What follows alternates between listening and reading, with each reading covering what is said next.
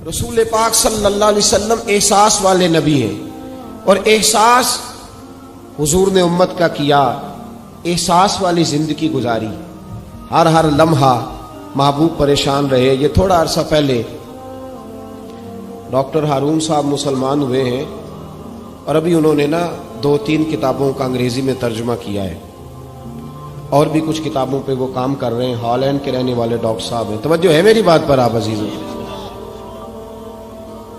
Doctor صاحب کہتے ہیں کہ میں نے یہ سنا تھا کہ مسلمان دہشت گرد ہیں، یہ بم بلاسٹ کرتے ہیں۔ تو میں جہاں لفظ اسلام آتا تھا وہاں سے میں تھوڑا بچ جاتا تھا، پیچھے ہٹ جاتا تھا، لیکن میرے مزاج کے اندر یہ بات شامل تھی کہ میرے اندر اللہ نے بڑا انسانیت کا جذبہ رکھا ہوا تھا۔ تو میں ایک تنظیم قائم کر رہا تھا، میرا خیال تھا کہ ایک ایسی جماعت بناؤں کہ جو پوری دنیا کے اندر اسلام، توجہ ہے میرے عزیزوں کی، کہتے میرا خیال تھا ایسی جماعت قائم کروں کہ جو پوری دنیا میں لوگوں کی خدمت کرے اور بغیر امتیاز کے کرے، اسلام والوں کی بھی اور غیر مسلموں کی بھی۔ لیکن مجھے بڑا دھچکا رہتا تھا کہ مسلمان سخت گیر قوم ہے۔ میں نے بہت ساری جماعتوں کا منشور اور دستور منگایا، اور میں نے کہا میں اپنی جماعت کا دستور لکھوں گا تو پہلے ذرا سارا میں مطالعہ کر لوں۔ ڈاکٹروں کا ٹیبل ہوتا ہے، اس کے اوپر شیشہ لگا ہوتا ہے، نیچے وہ جو چیز ضروری ہوتی ہے وہ رکھ لیتے۔ کہتے ایک مصر کے مولانا صاحب آئے ہوئے تھے ہالینڈ کے دورے پر، اچھی انگریزی جانتے تھے، تو کسی وجہ سے علیل ہو گئے۔ میرے پاس وہ آئے اور انہوں نے دیکھا کہ میں انسانی حقوق پر کچھ لکھ رہا ہوں، کام کر رہا ہوں، تو وہ دیکھ کر کے مجھے کہنے لگے کہ ڈاکٹر صاحب آپ کوئی تنظیم قائم کر رہے ہیں؟ میں نے کہا ہاں۔ تو کہتے انہوں نے ہلکا سا ٹچ دیا، زور نہیں دیا، اور ویسے بھی جو ہلکی بات ہوتی ہے وہ ذرا دل میں جلدی بیٹھ جاتی ہے۔ کہتے ہیں ہلکا سا ٹچ دیا، کہنے لگے اگر کبھی موقع ملے تو میرے نبی پاک کی بھی سیرت پڑھ کے دیکھیں، بس ہلکی سی بات، اور وہ جملہ چھوڑ گئے۔ اعلیٰ حضرت فاضل بریلوی علیہ رحمہ نے لکھا ہے ضروری نہیں کہ تم جو کہہ رہے ہو وہ منوا کے اٹھو، لیکن میسج ضرور چھوڑ دیا کرو۔ جب انسان کے ذہن میں بات ہوتی ہے یہاں سٹاک ہوتا ہے جب بات کا، تو جب وہ کام کرنے لگتا ہے تو ایک دفعہ وہ بات سامنے ضرور آتی ہے، کہہ دیا کرو۔ انہوں نے کہہ دیا کہ ڈاکٹر صاحب ایک دفعہ حضور کی سیرت بھی پڑھ لیں۔ کہتے ہیں میرے ذہن میں بات بیٹھ گئی، مصروف آدمی تھا، زیادہ تو نہیں میں مطالعہ کر سکتا تھا، لیکن میں ایک دن 10 منٹ گھر میں ملے تھے تو میں کمپیوٹر پہ بیٹھا، اور میں نے کہا کہ انگریزی میں جو کتابیں حضور سید عالم صلی اللہ علیہ وسلم کی سیرت کی ہیں ان کو ذرا دیکھتا ہوں۔ تو فرماتے ہیں کہ میں نے نیٹ پہ سرچ کیا، پہلی حدیث آئی اور میں کلمہ پڑھ کے مسلمان ہو گیا۔ حدیث کہاں ہے؟ سبل الہدی والرشاد میں بھی ہے، کنز المال میں بھی ہے، مسند احمد میں بھی ہے، ابن اسحاق میں بھی ہے، ابن اشام میں بھی ہے، اور شاید سیرت کی تمام کتابوں میں آپ کو روایت مل جائے۔ نبی پاک صلی اللہ تعالی علیہ وسلم کی حدیث اور روایت کرتے ہیں حضرت سلمان فارسی رضی اللہ تعالی عنہ، اور ساتھ ہیں سیدنا بلال حبشی رضی اللہ تعالی عنہ۔ فرماتے ہیں ہم گھر سے نکلے، حضور نے فرمایا ذرا جلدی چلو ایک ضروری کام ہے۔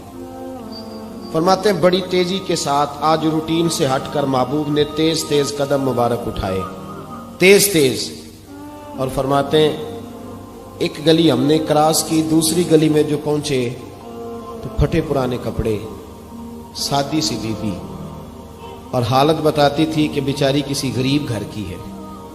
وہ سڑک پہ کھڑی تھی اور رو رہی تھی۔ میرے کریم رسول نے فرمایا بلال اسے پوچھو کیا مسئلہ ہے، کیوں روتی ہے؟ تو حضرت سلمان عرض کرتے ہیں میں نے کہا حضور میں پوچھ لیتا ہوں، آپ جائیے، کام بڑا ضروری ہے جو نکلیں، میں معلومات کرتا ہوں۔ تو محبوب نے فرمایا نہیں، اس کے آنسو پوچھنے سے ضروری کوئی کام بھی نہیں، پہلے اس کی داد رسی ہوگی، اسے پہلے پوچھا جائے گا۔ روتے نہیں رہتے لوگ گھروں میں، لوگ گزر نہیں جاتے چپ کر کے؟ کتنے لوگ تڑپتے، کون احساس کرتا؟ نبی پاک سید عالم صلی اللہ علیہ وسلم رکے اور اس خاتون سے پوچھا کیا بات ہے؟ اس نے کہا کہ بات کوئی بھی نہیں، میرا ایک ہی موٹا سا مسئلہ ہے۔ کہا وہ کیا؟ کہنے لگی میں غریب ہوں، اور غریبی بذات خود بہت بڑا گناہ ہوتی ہے، لوگ بڑا جرم سمجھتے ہیں اس کو، بذات خود میں نے شروع میں کہا نا کہ مذہبی سٹیج کی بھی صدارت غریب آدمی نہیں کر سکتا، کیونکہ غریب جو ہوا جد کول دتھی ہونی انہیں نیڑے بہنا ہے نا جی، جد کول نہیں انہیں تو پیچھے جا کے بہنا اینڈ تے کول کیڑا دتھی ہے۔ اس سٹیج پہ بھی غریب آدمی کی صدارت نہیں ممکن ہو ہی نہیں سکتا۔ میرے رسول پاک سید عالم صلی اللہ تعالی علیہ وآلہ وسلم نے فرمایا پہلے اسے پوچھو کیا مسئلہ ہے۔ وہ کہنے لگی میں غریب ہوں، بوڑھی ہو گئی ہوں، ساری زندگی غلامی میں گزاری ہے، تیل لینے آئی تھی 5 دینار کا، بوتل میں تیل بھروایا ہے، اور اب بوڑھی ہوں نا تو کمر درد کرتی ہے، پیر پیچھے موڑا ہے تو میں گری ہوں، تیل زمین پی گئی ہے، اب زمین تو واپس نہیں کرتی، لیکن واپس جاؤں گی تو ایک یہودی عورت کی ملازمہ ہوں، وہ درے سے مارے گی، کھال ادھیڑ دے گی، میں بڑی پریشان ہوں، اب نہیں مار کھائی جاتی، ہڈیاں بوڑھی ہیں، قربان جاؤں۔ حضرت بلال کو حضور نے حکم دیا، فرمایا دوڑ کے گھر جا 5 دینار لا۔ فرماتے ہیں 5 دینار لائے، تیل خرید کے دیا، وہ پھر رونے لگی۔ فرمایا آپ کیوں روتی ہے؟ اس نے کہا بتایا نا غریب ہوں، غریب کا جرم کوئی نہیں ہوتا لیکن پیس دیا جاتا ہے، پھر بھی مار تو اب بھی پڑے گی، اب کیوں پڑے گی؟ تو عرض کرنے لگی محبوبہ مار اس لیے پڑے گی کہ دیر سے کیوں آئی ہے۔ تو میرے کریم رسول اور وہ بی بی حضور ابھی آئے ہیں مدینہ طیبہ، امام یوسف صالحی فرماتے ابھی آئے تھے حضور، سبل الہدی والرشاد کے مصنف کہتے ابھی آئے تھے نبی پاک، وہ جانتی بھی نہیں تھی۔ تو سید عالم صلی اللہ تعالی علیہ وسلم نے فرمایا اچھا مار پڑے گی؟ کہا ہاں۔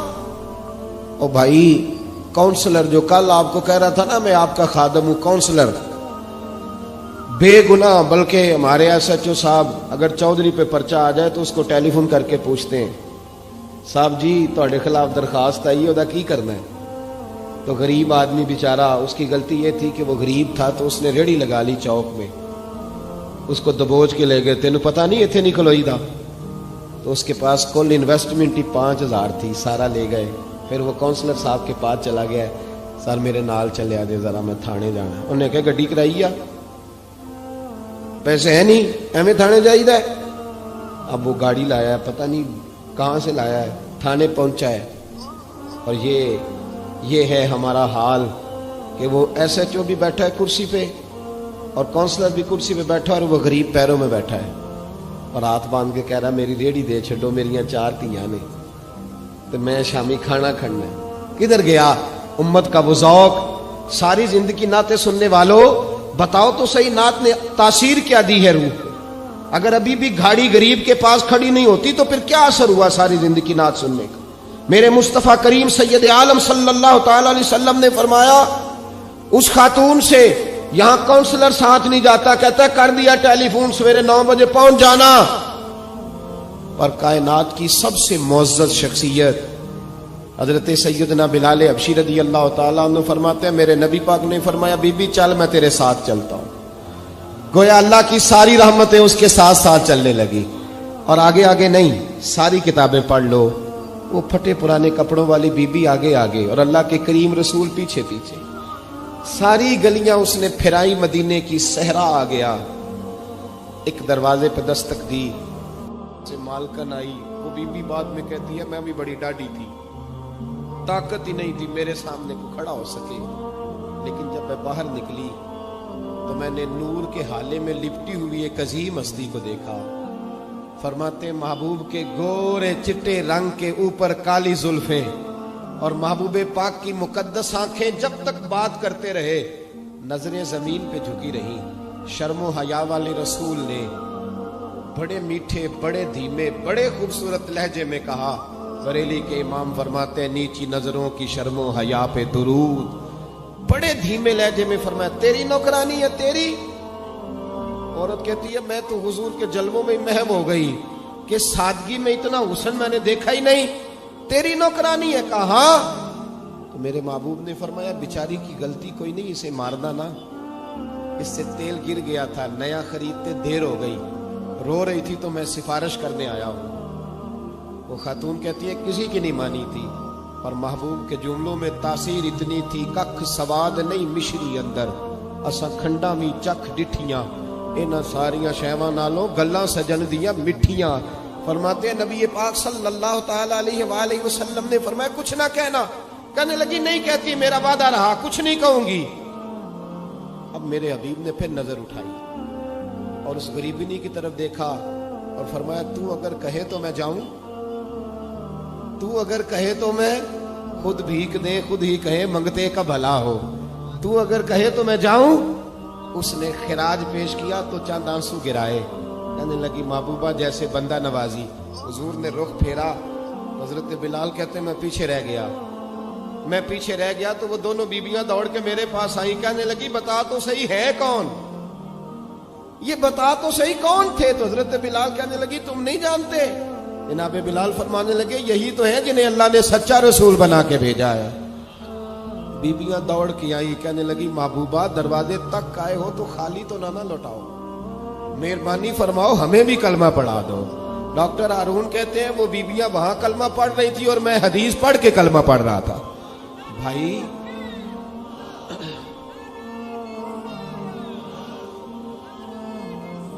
اگر دولت احساس ہے نا پھر تو زندہ ہے.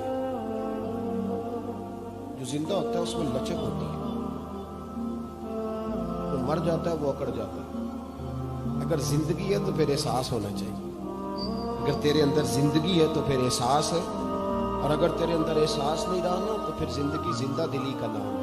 ستا اٹھ کے کوئی نہیں خوش ہوتا،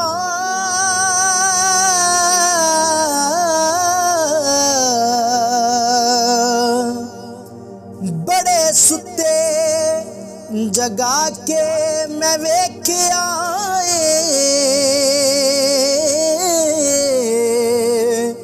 اوے کتے جیا نہیں کوئی وفادار ڈٹھا، تے ٹکر سکا بھی پا کے ویکھ آئے.